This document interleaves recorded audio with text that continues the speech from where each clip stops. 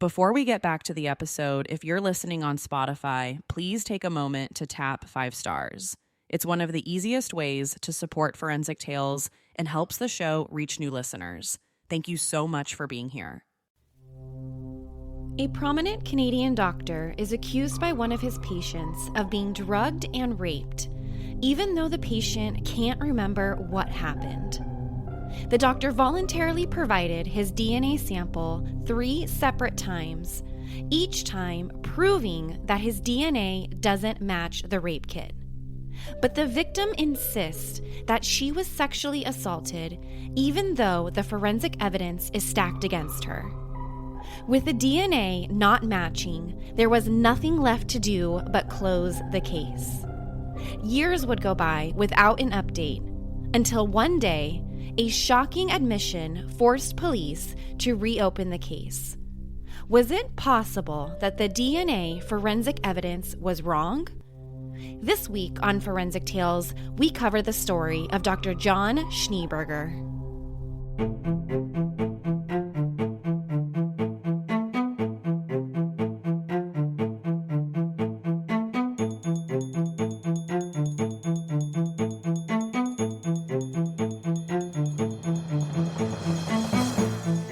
Welcome to Forensic Tales. As always, I am your host, Courtney. Each Monday, we release a new episode that discusses real, bone-chilling true crime stories and how forensic science has been used in the case. Some cases have been solved through cutting-edge forensic techniques, while other cases have been left sitting on the shelf collecting dust in the cold case division, just waiting to be solved by forensic science.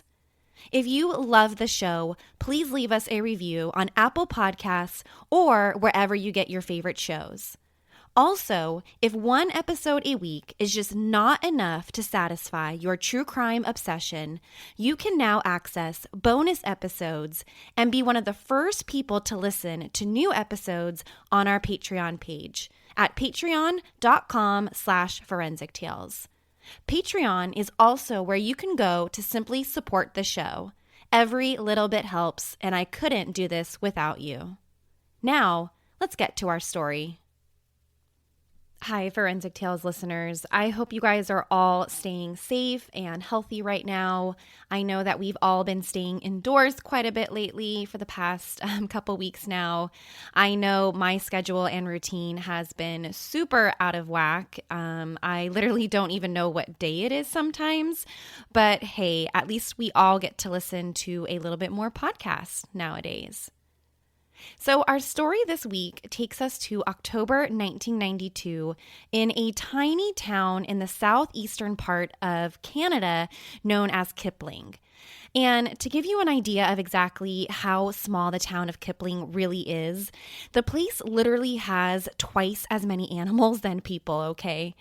It's a farming town with less than 1,200 residents. So the term everyone knows everyone is totally true when it comes to this place. So on Halloween night, October 31st, 1992, a young woman by the name of Candace was working at a local gas station. Now, living in a town with only 1,200 people, I can't even imagine how slow that gas station must be on a day-to-day basis. So Candace's boyfriend decided to come to the gas station to hang out with Candace while she's working and, well, because it was Halloween night. But things don't exactly go well between Candace and her boyfriend that night. And they actually get into a really bad fight with each other. They're arguing and they're fighting, and her boyfriend just decides, hey, you know what? I think I'm out of here. So a few hours later, Candace gets off work from the gas station. She's still super upset about the fight with her boyfriend, so she decides to go to the local hospital, Kipling Medical Center, where her best friend works.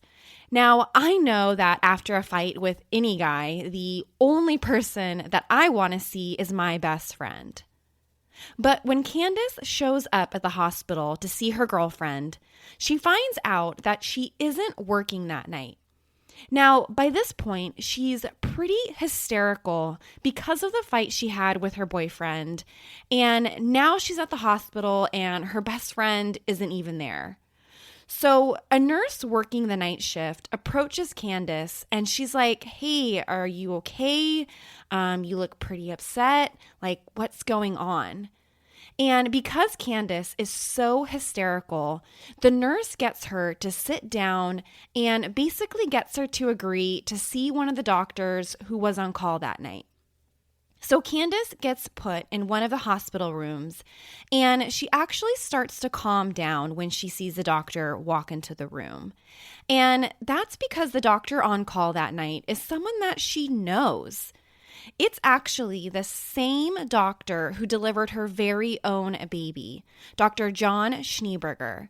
Now, I would say here that it's a small world, but going back to the fact that this town is only 1,200 people, I guess it's not too surprising that it's the same exact doctor.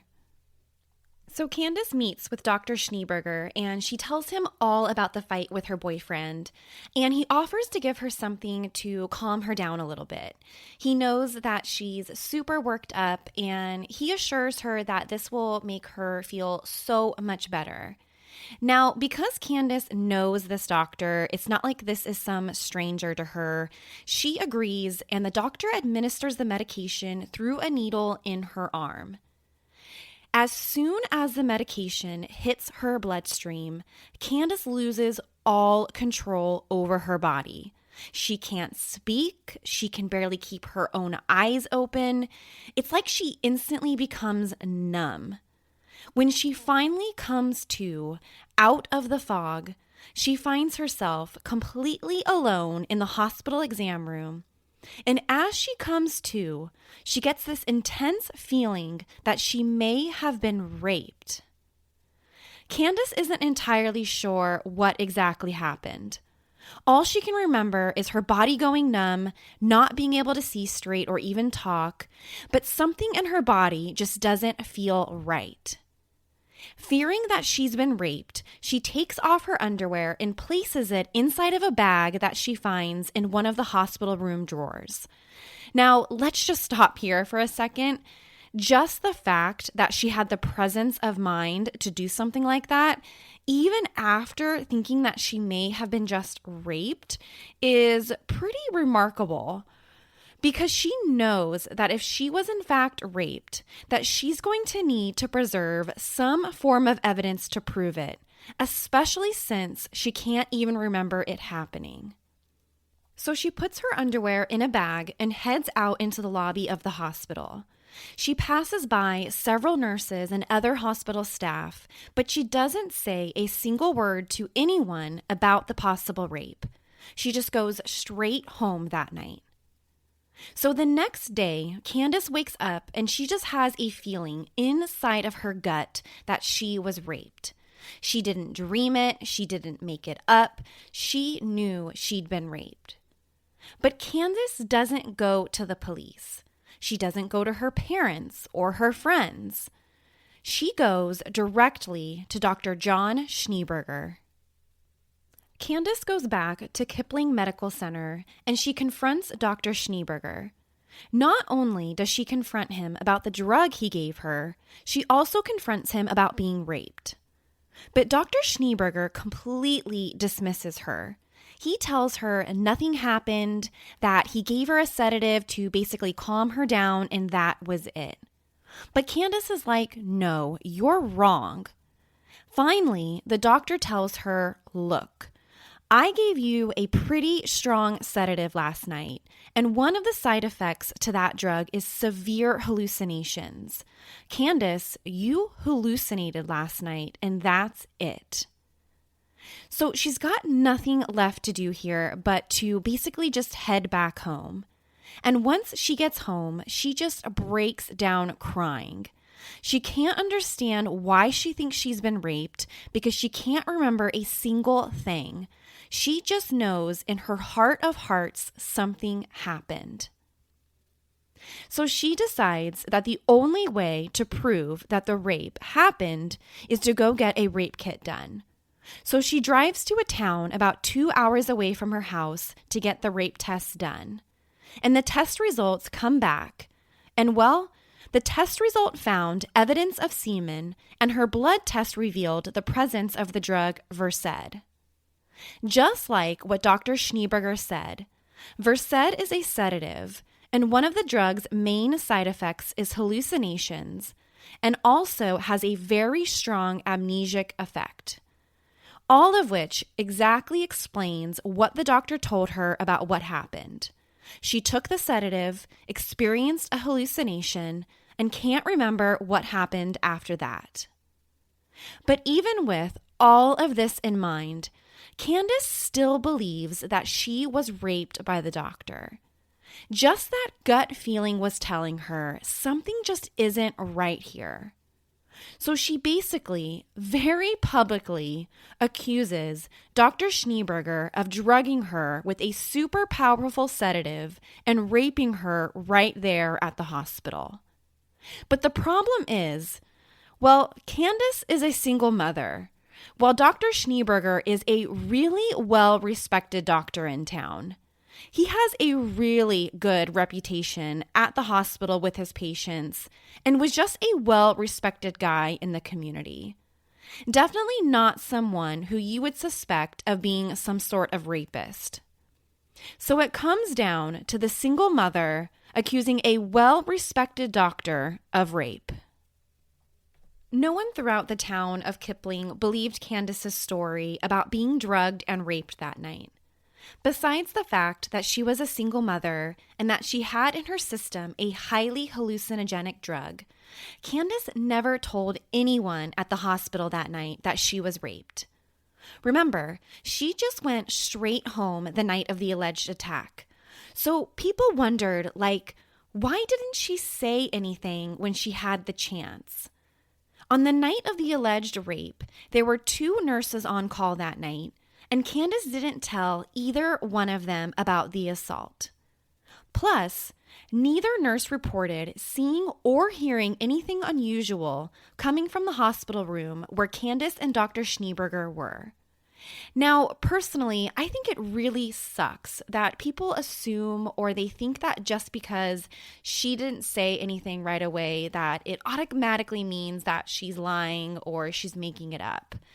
I don't think it's right or that it's fair that we tend to judge women in this way, but unfortunately, it's just the way that a lot of people are going to think. And then people were talking about how Candace just wanted to get money from the doctor, that she, for some reason, was trying to ruin his marriage with his wife, and they were saying a bunch of things about her once she publicly started to accuse the doctor. So even though most people really didn't believe Candace in her story, John still had his reputation as a doctor to protect. And plus, the guy was married. He really needed this rape allegation just to completely go away so he could get on with the rest of his life. So he actually voluntarily offered to give a blood sample to have it compared to the DNA found during Candace's rape kit to finally prove that he was completely innocent here. And within a few days, the DNA test results came back, and John's DNA did not match the rape kit.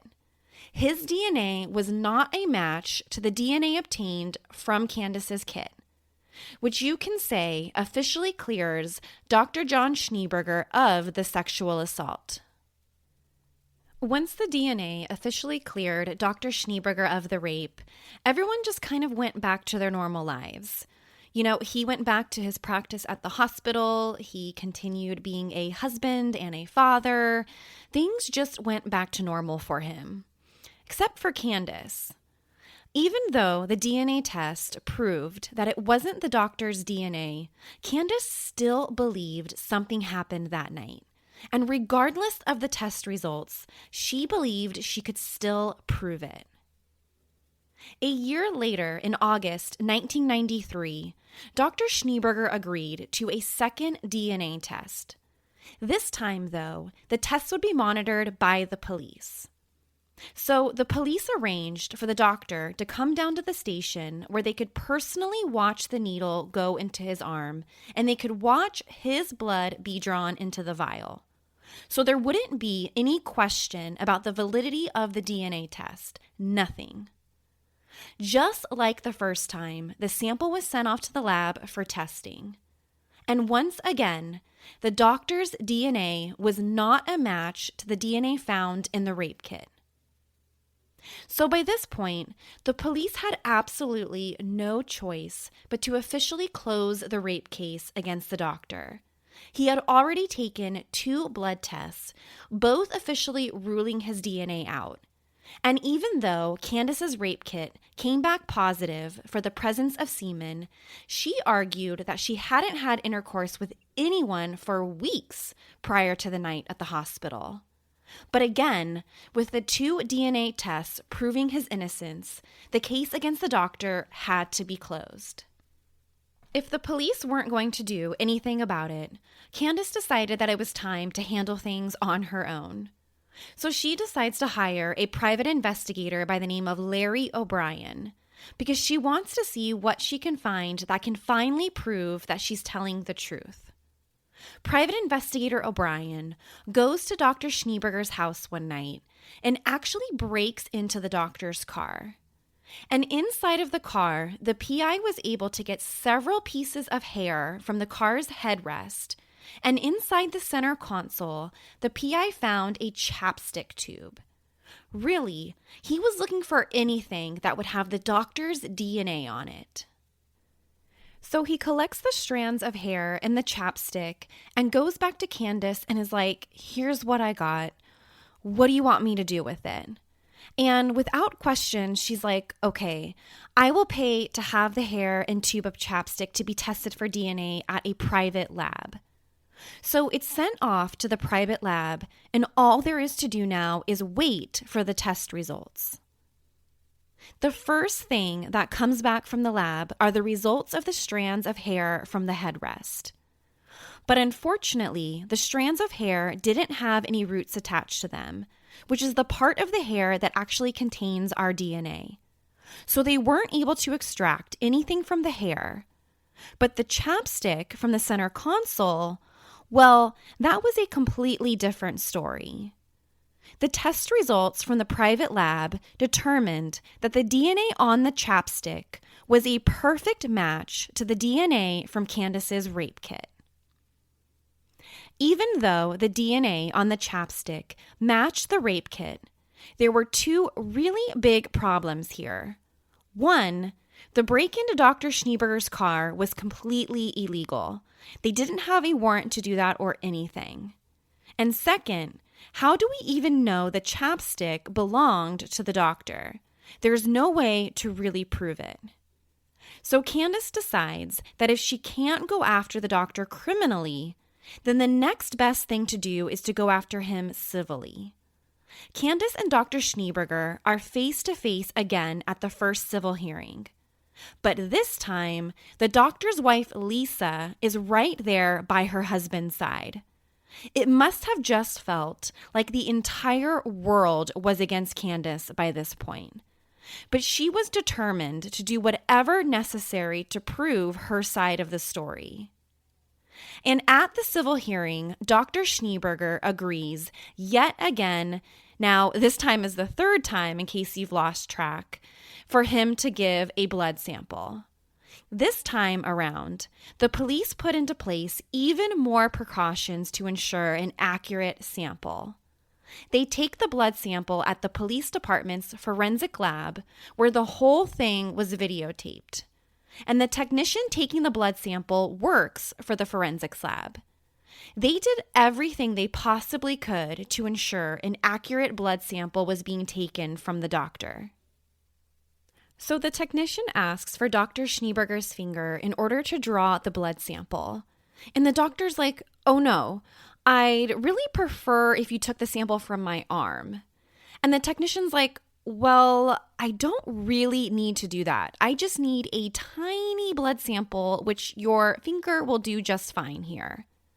But Dr. Schneeberger is like, but I really can't have you draw the blood from my finger because I have this blood condition that causes me to bruise. So I'd really prefer the arm. A little suspicious, the technician goes ahead and sticks the needle in the doctor's left arm to get the sample. But nothing comes out.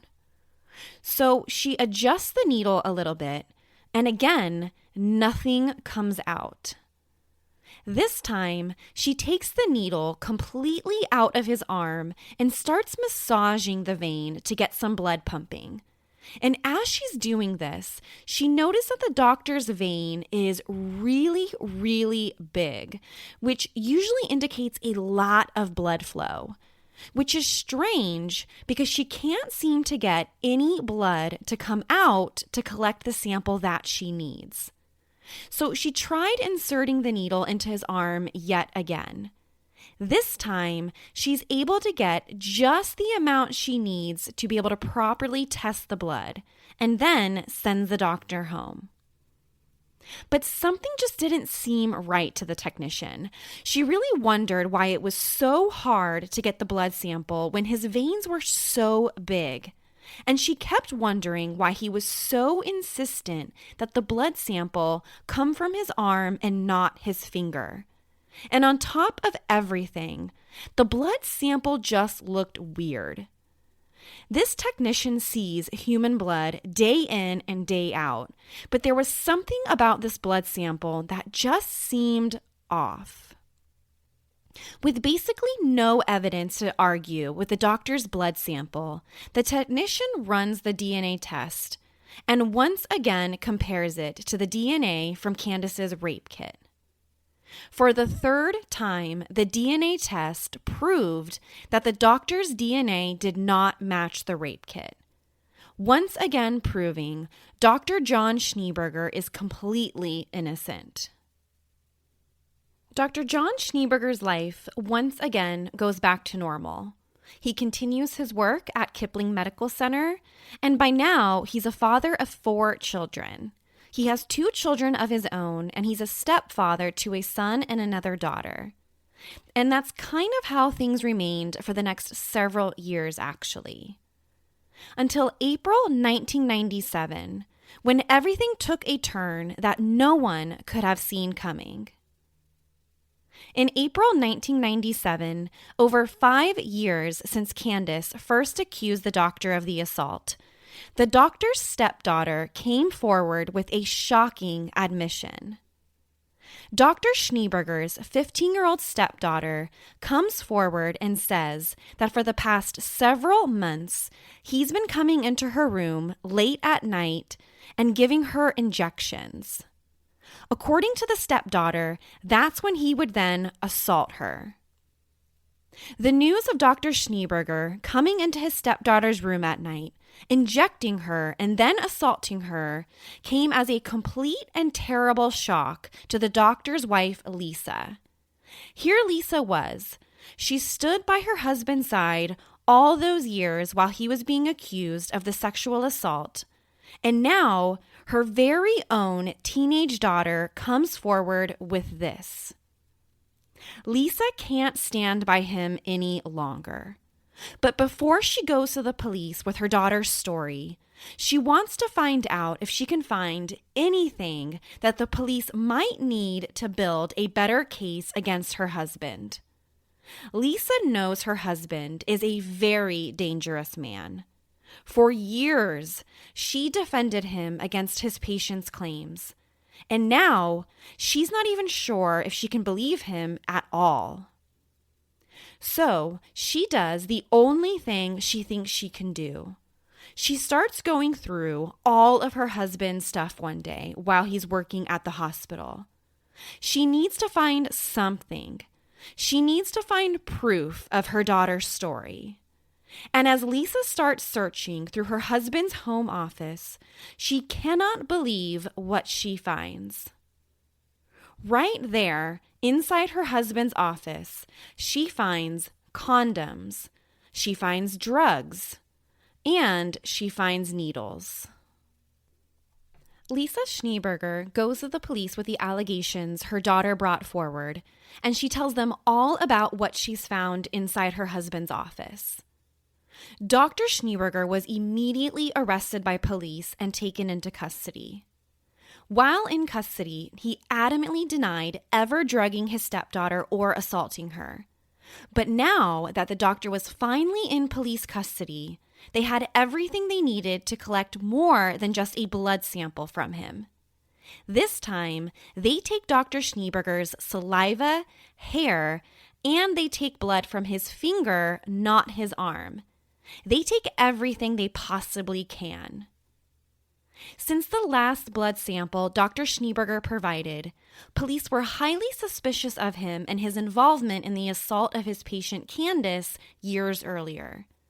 Because he insisted on only giving blood from his arm, not his finger, and the fact his blood barely came out when the needle was finally able to draw blood.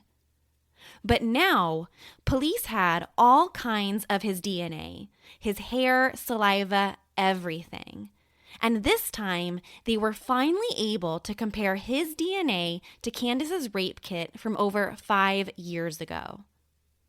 Unlike the first 3 times of testing Dr. Schneeberger's blood to the rape kit, this time his DNA was a perfect match. But how was this possible? How was it possible that after testing his DNA 3 different times over the last 5 years, never being a match, and now his DNA is a perfect match? The police didn't need to know the answer to that just yet, because they had all they needed to finally charge Dr. John Schneeberger with the sexual assault of his former patient, Candace. Dr. John Schneeberger was charged with rape, administering a noxious substance, and obstruction of justice. He pled not guilty to all charges, and his trial began in 1999. The biggest question everyone had at trial was how was he able to beat the DNA test 3 separate times before it finally came back as a match? Well, at trial, it all came out. The doctor revealed that in order to fool the DNA test, he implanted a 15-centimeter Penrose drain filled with another man's blood into his arm. A Penrose drain is used as a surgical drain to basically prevent fluid backup during surgery. He had implanted one right there into his very own arm. He also used blood thinners in order to circulate the other man's blood inside of his arm. He did all of this in order to cheat the DNA test of his patient's rape kit and get away with it. He was able to trick the technician into taking the blood sample from the same arm that he implanted the tube. And when it's done properly, his blood would never be a match because it wasn't his blood. It was someone else's entirely. Dr. Schneeberger was found guilty of all 3 charges: rape, obstruction of justice, and administering the drug into Candace's body. Now, ready for this? He was only sentenced to 6 years in prison, which is just so sad to think someone can get away with everything that he did and only get 6 years behind bars. Now, granted, this was back in the 1990s when our punishment for rape was pretty much next to 0. And this is in Canada, which I'm certainly not up on their history of rape cases. I know that in the United States, we're still pretty crummy at sentencing convicted rapists, if you ask me. But at least we've gotten a lot better over the years. But regardless, this sick and twisted monster basically got a slap on the wrist of 6 years in prison. But for his victim, Candace, this was just the justice that she was waiting years for. She knew deep down in her gut that she was right. And even after being told time and time again she was wrong, she stood up for herself. Even the forensic evidence was completely stacked against her, but she never gave up. She fought for herself and her dignity, and now she finally won. Now, I wish I could say how Dr. Schneeberger spent all 6 years of his sentence in prison and that it was a terrible and traumatic experience, but sadly, it wasn't. He was released on parole in 2003 after serving only about 4 years of his original sentence. And when he got out of prison, he was stripped of his medical license so he could no longer be a doctor, and authorities actually also stripped him of his Canadian citizenship. And that's because Dr. Schneeberger is originally from Zambia, and he was only granted a Canadian citizenship in 1993. But because immigration authorities found out that he actually lied on his citizen application when he was asked if he was a subject of a police investigation, when in fact he was because of the rape allegation, the immigration judge revoked his citizenship, and in December 2003, he was deported out of Canada. Now, while researching this case, I was curious to find out what exactly happened to him after all of these years. And you guys, I couldn't make this up even if I tried. When Schneeberger was deported back to South Africa in 2004, no joke, he applied to the South Africa Board of Doctors to once again practice medicine. And actually, he applied to become a doctor again less than 3 weeks after he was deported. Now, thank God, after a few months of waiting to hear back regarding his application, Schneeberger actually decided to withdraw his application in mid-October of that year. And I'm not sure why he decided to withdraw his application, but let's just all be a little thankful that this guy isn't going to be practicing medicine anytime soon. Even though Dr. John Schneeberger was able to trick the DNA test 3 separate times by using a pump that he implanted into his own arm, the police were finally able to get the sample they needed to prove his guilt. If it wasn't for his stepdaughter's decision to come forward with her story, Dr. Schneeberger may have gotten away with the perfect crime. Forensic Tales is a Rockefeller audio production. The show is written and produced by me, Courtney Fretwell. To read more about this week's case, head over to our website, forensictales.com. Make sure you subscribe to the show on Apple Podcasts or wherever you get your podcasts so you don't ever miss an episode. You can get bonus material and early access to weekly episodes for a small monthly contribution on Patreon. For more information, head over to patreon.com/forensictales. Forensic Tales is a podcast made possible by our Patreon producers, Tony Areola and Nicole Leasing. If you'd like to become a Patreon producer of the show, check out our page or email me at courtney@forensictales.com to find out how you can become involved. I'll see you guys next week for a brand new episode of the show. And until then, remember, not all stories have happy endings.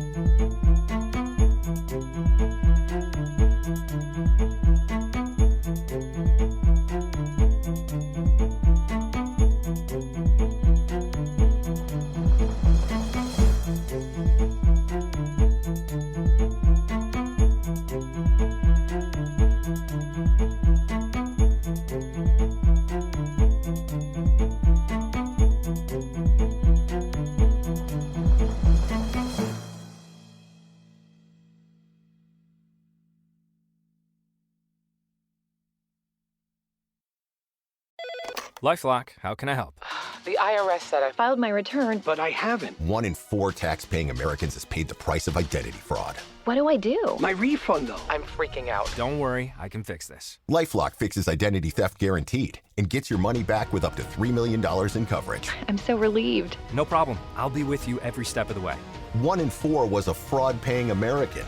Not anymore. Save up to 40% your first year. Visit LifeLock.com/podcast. Terms apply.